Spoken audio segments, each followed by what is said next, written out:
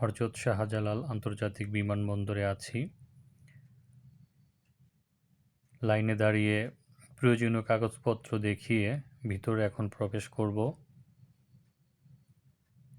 ভিতরে গিয়ে চলে গেলাম বোর্ডিং পাস নেয়ার জন্যে। কাউন্টার থেকে বোর্ডিং পাস নিয়ে তাৎক্ষণিক চলে গেলাম ইমিগ্রেশনে।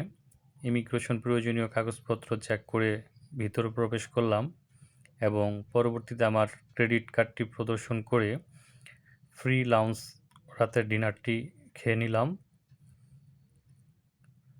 খুবই সুন্দর ভালো পরিবেশ ছিল এটি।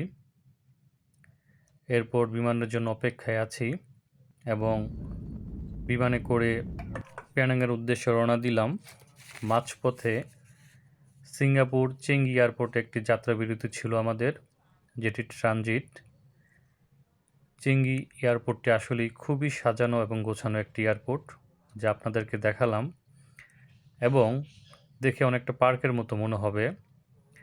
আর এই এয়ারপোর্টে সময় কখন কেটে যাবে বুঝতেই পারবেন না। তারপর পৌঁছে গেলাম পেনাং সিটিতে, মালয়েশিয়ার। তারপর ইমিগ্রেশন পার হয়ে বের হয়ে দেখলাম সাজানো গোছানো একটি শহর, খুবই পরিষ্কার পরিচ্ছন্ন। এবং ওই দিন আমরা রেস্ট নিয়ে ঠিক পরের দিন সকালে ঘুরতে বের হয়ে গেলাম পেনাং সিটি। তারপর দর্শনীয় স্থানগুলো ভিজিট করে আমরা চলে গেলাম লাংকুইয়ের উদ্দেশ্যে রওনা দিলাম পরের দিন সকালে। লাংকুইতে পৌঁছে আমরা ওই দিন রেস্টে ছিলাম এবং পরের দিন সকালে চলে গেলাম আন্ডার ওয়াটার পার্কে এবং সেটি দেখার পর আমরা আবার উদ্দেশ্যে পরবর্তী গন্তব্য কেবল হাই হিলতে চলে গেলাম। সেটি ভিজিট করে আমরা জিও ফরেস্ট পার্কে ভিজিট করলাম, যেটি প্রকৃতির এক অপার সুন্দর জায়গা।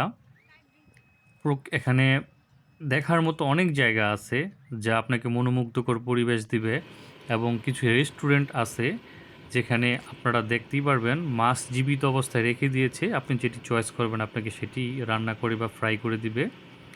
আর এখানকার সৌন্দর্য বলে বোঝানো যাবে না, শুধুই দু চোখ ভরে দেখতে হবে। তারপর চলে আসলাম লাংকাউইতে আমরা একদিন ছিলাম এই ইগল পয়েন্টে এবং পরদিন কুয়ালালামপুরের বিখ্যাত মসজিদ পুত্রা ভিজিট করলাম। তারপর প্রেসিডেন্টা ভবন ভিজিট করলাম ঠিক ওই দিন এবং রাতের বেলা বন্ধুর সাথে টুইন টাওয়ার ভিজিট করলাম। টুইন টাওয়ার ভিজিট করে ঠিক তারপরের দিন আমরা চলে গেলাম গ্যাংটিং হাইল্যান্ডে, যেটি খুবই সুন্দর একটি জায়গা এবং সেটি বলা হয় যে এই সিটি ঘুমায় না। এখানে 24 ঘন্টা মানুষ থাকে এবং আলোকসজ্জা সজ্জিত থাকে এবং হাজার হাজার লক্ষ লক্ষ লোক ভিজিট করে এই জায়গা, যা আপনাকে একটি বিনোদনের অন্য একটি মাত্রা যোগ করবে। গ্যাংটিং হাইল্যান্ড ভিজিট করার পর আমরা চলে আসলাম ঠিক পরের দিন যেটা মালয়েশিয়ার বাদশার যে ভবনটা বলা হয় সেখানে গিয়েছিলাম। এটিও খুব একটি সুন্দর দর্শনীয় স্থান, প্রচুর দর্শক এখানে ভিজিট করে প্রতিদিন। এবং এটি দেখার পর আমরা সবাই চলে আসলাম ইসলামিক আর্ট সেন্টারে। এটি ঘোরার পর আমরা দুপুরের খাবারের জন্য এর পাশে একটি রেস্তোরাঁ খাবার খাচ্ছি। এটা হলো ইসলামিক আর্ট সেন্টারের পাশে, মিউজিয়ামের পাশে এবং মিউজিয়ামে মালয়েশিয়ান ট্রেডিশনাল ফুড, একটা মুরগি। লাইভ গেছেন যা না স্যার, বলো ভিডিও সেকেন্ডটা কি দিয়া মুরগিটা নিলাম।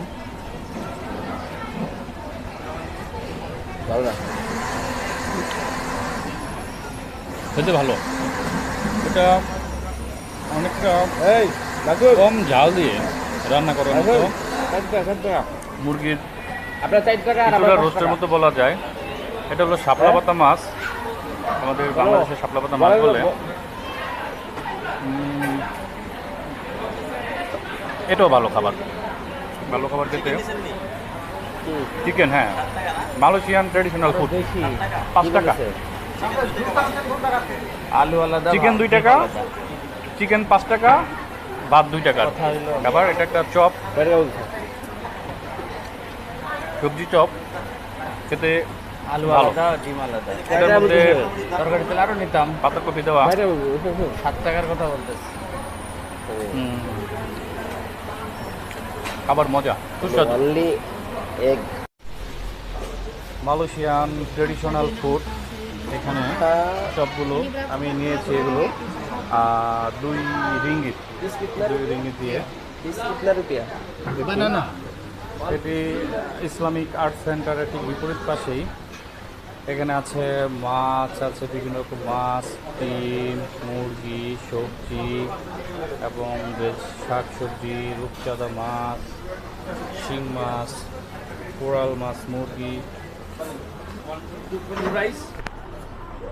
এখানে কিছু মালয়েশিয়ান খাবার আছে, আস্ত শিং মাছ, চামড়া, চারানি, গরুর মাংস, গরুর পট, গুমর। এখানে যে বিল্ডিংটি দেখতে পাচ্ছেন, এটি পৃথিবীর সর্বোচ্চ দ্বিতীয় উচ্চতার বিল্ডিং এবং ঠিক এর পাশেই মালয়েশিয়ার জাতীয় মসজিদ, যেখানে 12,000 লোক একসাথে নামাজ পড়তে পারে। এটাই ছিল আমাদের এবার সফরের সর্বশেষ দর্শনীয় স্থান।